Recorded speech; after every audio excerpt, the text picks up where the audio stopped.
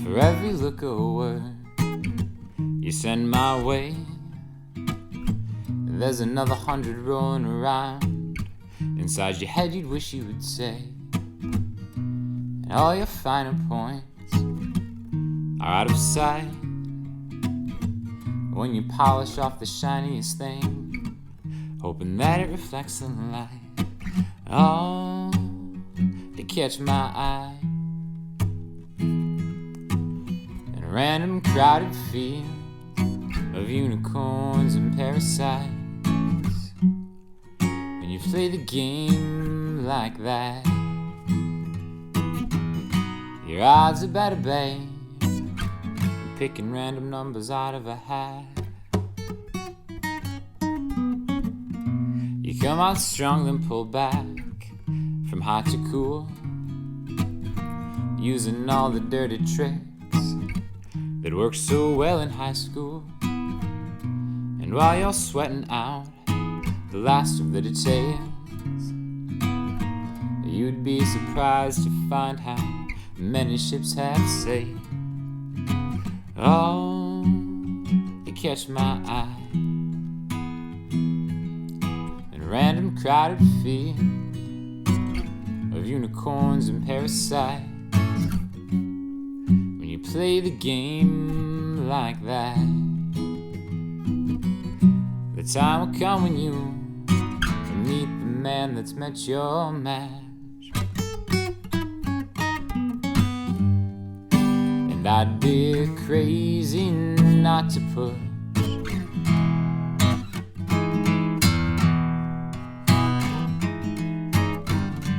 back against the blinking lights that occupy the space above your head.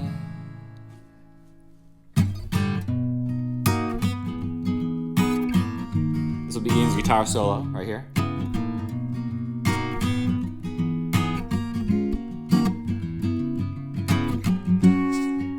So to catch my eye or anybody else, if it's a bill you're passing by, when you play the game like that, you find your place in line, gets pushed on to the back.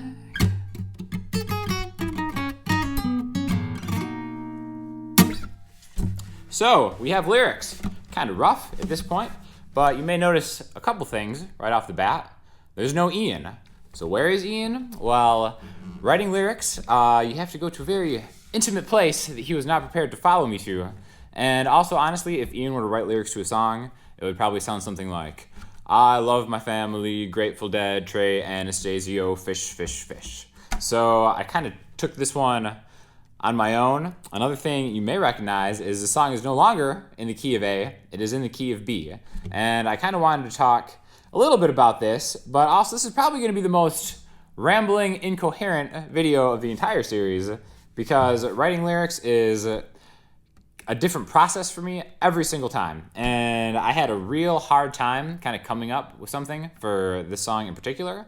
I think because of the nature of how we just kind of pick those numbers out of a hat to get the chord progression. So it's definitely not like an average workflow for me. A lot of times I kind of write lyrics in conjunction with the music to try to like kind of set the tone. But so since I was having a hard time kind of finding the melody for it at first, I kind of went to a piano. And a lot of times that helps me personally in finding like the melody for something, because I have everything laid out and I can kind of see things a little bit better. So again, in the last video, we changed it to the key of A. So I actually started out in the key of A.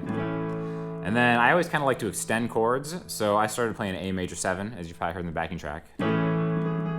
So when I have like a scale in front of me, like I can kind of get a better grasp of where the melody is going to be. So I actually tried finding a melody first. And this kind of extended chord,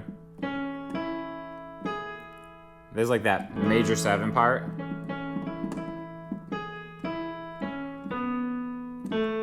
And I was kind of playing around with that. And that's the beginning. What is it? For every look or word you send my way. And I think I kind of like had a better grasp doing it. And once that kind of started me out, I had a good idea of what I was going to write the song about. So another thing is, if you listen to any of my other music, I try to do a really thoughtful job of not writing songs about the same thing that pretty much 95% of people write songs about, which you can kind of guess on lyrics of this song in particular. It's actually kind of funny because like when I first started writing songs, like probably the first like 40 songs I wrote were to try to impress girls. And now that I'm kind of beyond that, I feel like most of the songs I write about girls, if I were to even write about that, is how I'm generally not impressed. So that's just kind of a way that my personal songwriting style has changed over time. But I thought this was probably like a good opportunity to kind of dip back into that, because again, that's what most people kind of like feel the most, is like their relationships with different people. So it's obviously a very common theme in the vein of songwriting. So now that I kind of had a general basis for a melody because of the piano, and again, I was just doing it in A, I kind of wanted to start writing lyrics. But to start writing lyrics, I gotta kind of figure out where I'm gonna sing things. So in the key of A, again, now the song is in the key of B, which is very close to the key of C, might I add, which is where we started in the first place. But anyways, I was doing it in A, and I kind of had to find where I thought it sat best for my personal lyrical style. Again, so if you listen to the rock stuff, you notice that I kind of sing higher there. So in this key right here, I ended up going, for every look away you send my way. Now I could do it like an octave higher. For every look away you send my way. And that's kind of like more like my last album, like, I got a foot in the grave and an eye on the door, one bad feeling and a dozen more.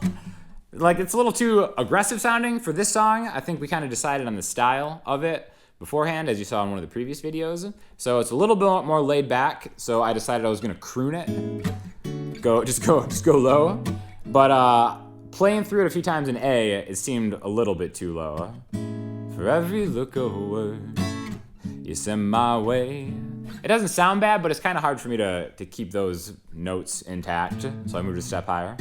For every look away you send my way. There's another 100 rolling around inside your head you'd wish you'd say. And in that spot, I kind of feel like I have a little bit more ability to keep it together better. Again, I can sing a little bit. I'm not the greatest vocalist in the world by any means, but that was kind of like a range where I felt like it worked pretty well. So coming down to the actual lyrics is a totally different thing. So I guess I'll just go through it and kind of break it down. So the first verse, for every look or word you send my way, there's another 100 rolling around inside your head you'd wish you'd say. Which, again, this is kind of like how I'm not impressed by the games that we all generally end up playing at one way or another. This isn't about one specific person in general. This is just kind of like a culmination of all my experiences, so to speak.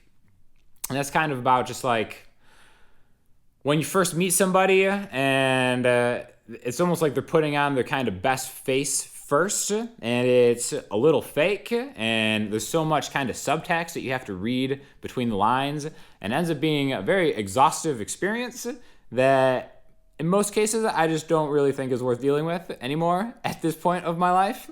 So that's kind of like how it starts. You know, for every look or word you send my way, there's another 100 rolling around inside your head you wish you say. Because that's like, the stuff that's not said is like the real stuff, which is the good stuff, which you should get to right away, in my opinion. And then, what's the next part? When all your finer points are out of sight, when you polish off the shiniest thing, hoping that it reflects the light.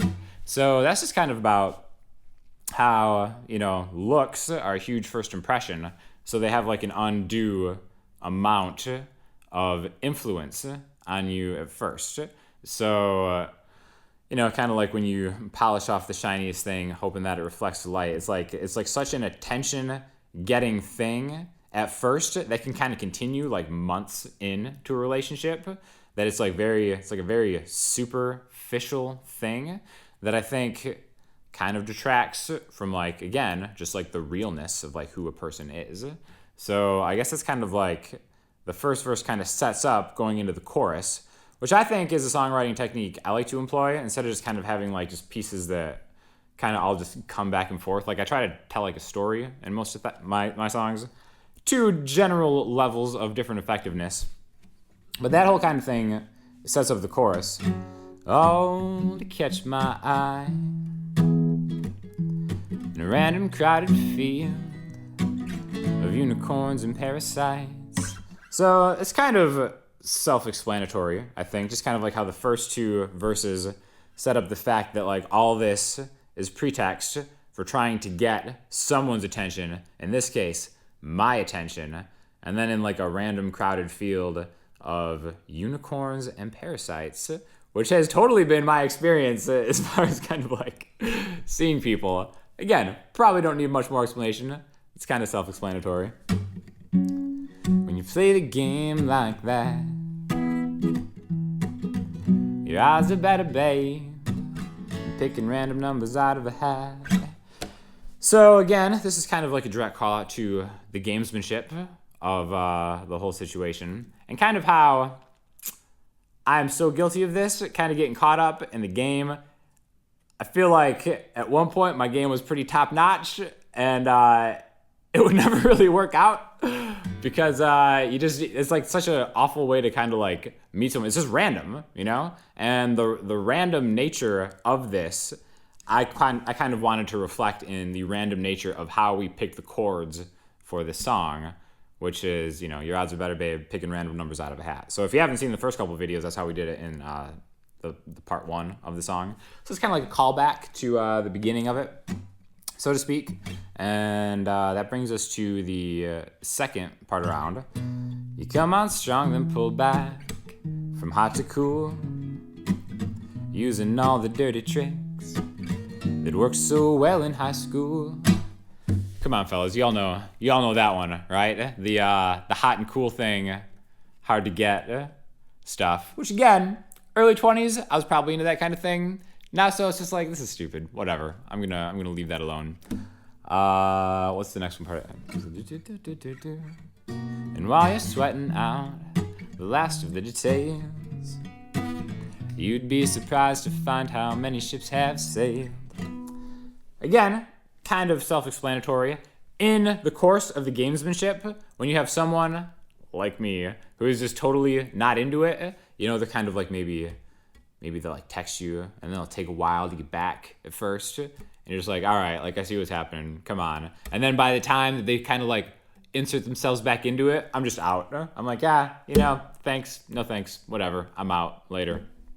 So let me get back to the chorus. Again, I told you this is gonna be a long and rambling video.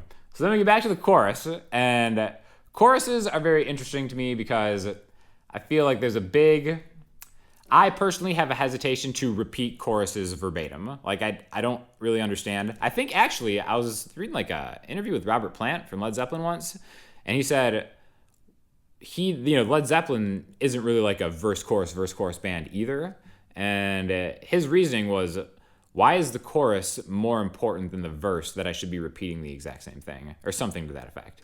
And I totally 100% agree with that. So I generally, musically, I have choruses in my song for sure, but it's almost more of like a repetition of like the melody and the structure than it necessarily is lyrically. So I did kind of make these somewhat uniform as I possibly could while keeping my integrity intact, because again, this is like a songwriting series and not like a alternative songwriting series. So the second time around in the chorus, oh, catch my eye in a random crowded field of unicorns and parasites. Same thing so far. When you play the game like that, the time will come when you meet the man that's met your match. So again, that's kind of one of those things that game recognizes game. So if you're trying to run some top level game on me, joke's on you, because you've met your match lady, Mystery Lady X, who is, again, not about anybody specifically, so don't try to put this together. It is a combination of a lot of different experiences. And then we go into, the bridge. And I'd be crazy not to push.